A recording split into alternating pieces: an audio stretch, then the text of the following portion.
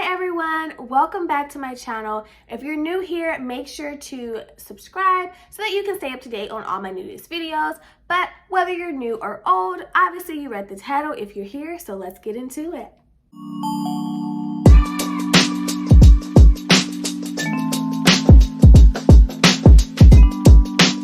Alright everyone, so today I want to help you guys write your 15 experiences for your medical school application. So I'm going to break this down into 4 parts: how to choose your experiences, how to write your experience, how to choose and write your 3 most meaningful experiences, and then how to enter them into your application.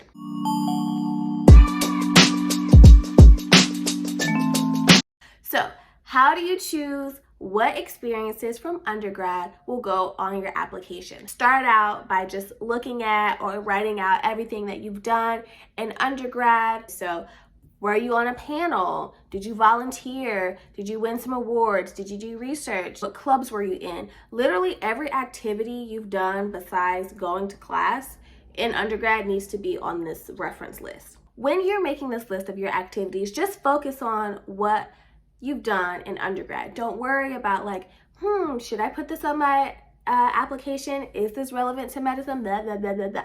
Doesn't matter.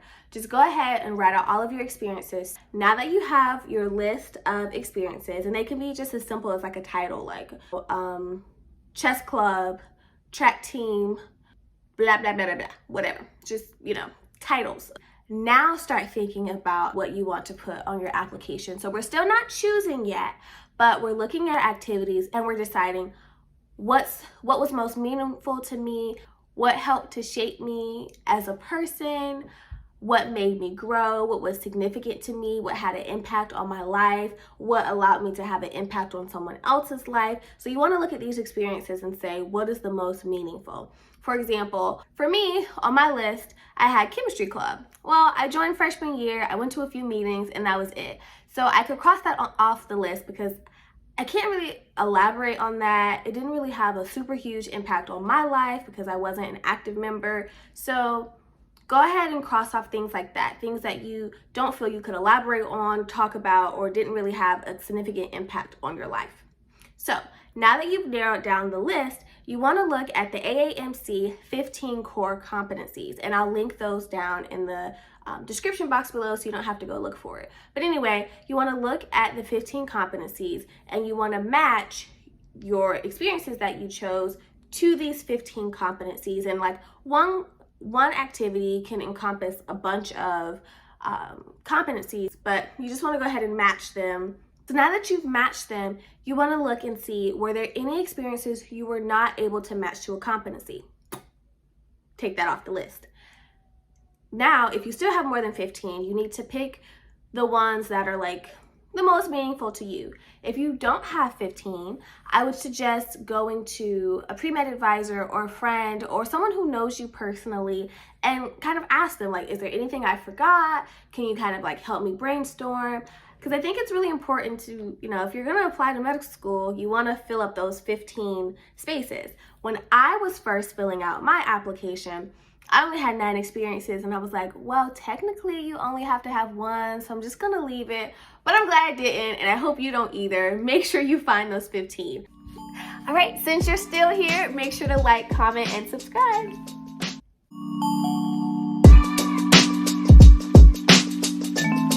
So that brings us to the second section. How do you write them? This part was really confusing for me because I wasn't quite sure if I was supposed to tell a story like in my personal statement or if I was supposed to give a summary like a resume. And the truth is neither. This is not a creative writing piece per se. And it's also not just a resume blurb. But we'll get into that a little bit later on. Right now, you have your list of 15 experiences. Now you want to start writing bullet points under each experience. What did I do? How long did I do it? Where did I do it? What did it mean to me? How did this experience help me grow, lead me to world medicine? What did I gain from this experience? And it's just bullet points, just to get the ideas out. So now that you have your bullets, you want to start comprising these bullets into a cohesive paragraph. So the way you want to structure your little blurb, You want your first 1 or 2 sentences to be a summary of what you did. And the rest of that space needs to be explaining why it's relevant to your medical journey. So again, what did you learn? What did you gain? How did it reinforce your desire to become a doctor? What did it teach you about medicine? Blah, blah, blah, okay? So that's really the most important part. You don't want to write all of your experiences and it's just like, hey, I did XYZ.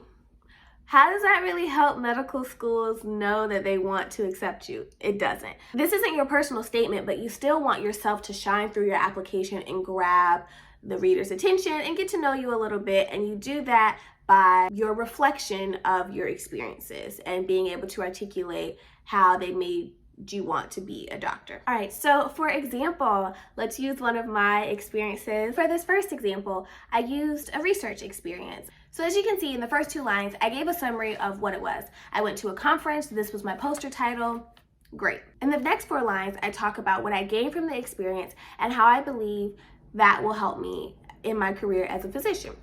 Great. In this experience, I really wanted to highlight my oral communication skills because that's one of the 15 core competencies. And I think it's really important to note, you don't want to just come out and say, hey, this experience highlights how I have achieved this core competency. You want to convey it without saying it. Like, you know that TikTok challenge where it's like, tell me your XYZ without telling me your XYZ? That's the same premise. So here, the core competency that I'm touching on is my oral communication skills. And in this experience, I say, this experience taught me how to synthesize complex information and display it in a way that could be easily understood. And so I exhibited my oral communication by saying that I was able to synthesize complex information and display it in a way that was easy for everyone to understand. Okay, so you can put scientific stuff in layman's terms, you got good oral communication. Let's do another example. Yes. So for this example, I use one of my teaching experiences where I teach as an ESL teacher and I teach English to Chinese children online for a company called Magic Ears.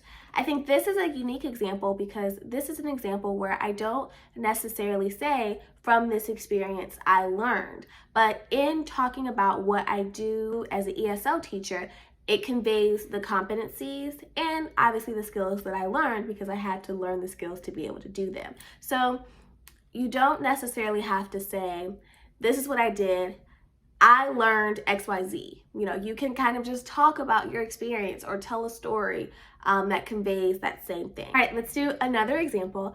So this example is from a summer research program that I did, but I also did a lot of other research, and this wasn't my most meaningful research experience, so I wanted to take this opportunity to talk about research in a different way. And so again, here in the first line or 2, I give a brief summary of what the experience was. From that point on, I start to tell a brief story of conflict resolution, and that's important in the healthcare field to be able to have effective communication and to be able to resolve conflict, and that's what I talked about here. Here, I don't necessarily talk so much about what I learned from research, but I use this section to talk about what I learned socially instead of what I learned academically or scientifically, researchally is not a word, scientifically. And so I use this to highlight, again, my oral communication skills, my social skills, and my capacity for improvement. And in this sense, what I interpret it to mean to me, I wanted to improve as a researcher and gain more experience in research, and so I took the appropriate avenues to get that. And so then I wrapped it up with a pretty bow, saying that she offered me a position in her lab, which she did, and, well, obviously, because don't lie on your application. I think another thing that this really highlights is that you don't have to necessarily think in the box. This is a research experience, but I'm using it to convey my social skills and my communication, my conflict resolution, my desire to improve myself and overcome challenges in the workplace. I'm not really talking about what I gained from the research. So I think that'll be really helpful because for me, I had a lot of research experiences. So I couldn't just repeat research over and over again. So I had to look at it from a different lens, and this is a way that you can do that. All right, so now that you have your little blurb written out for each of your 15 experiences, it's time to edit. This was such a painstakingly long process. but editing makes perfect. So now that you have your nice, long, beautiful summary, I'm here to tell you you're gonna have to cut most of it out because you only have 700 characters, and that is not a lot. So you need to be concise and to the point. But I think it's easier to go from something large and make it small than to try to write something in 700 characters, and it just makes it difficult and stressful. So write your summaries first and then edit them down to 700 characters. Hey guys, this video is getting a bit long, so we're gonna pause it right here. We'll be back next week with how to choose and write your 3 most meaningful experiences, and then how to enter all 15 of your experiences plus your 3 most meaningful into the AMCAS system. So I hope you found everything helpful so far. I hope you're starting to write your 15 experiences. It is February 12th. So now is a really good time to start writing those experiences to just save yourself the headache. I was scrambling at the end, and I could have submitted my application so much sooner had I started earlier. So I hope you don't make the same mistake I did. You can go ahead and start using the tips in the first half of this video to start drafting those experiences. So see you guys next week with the next part.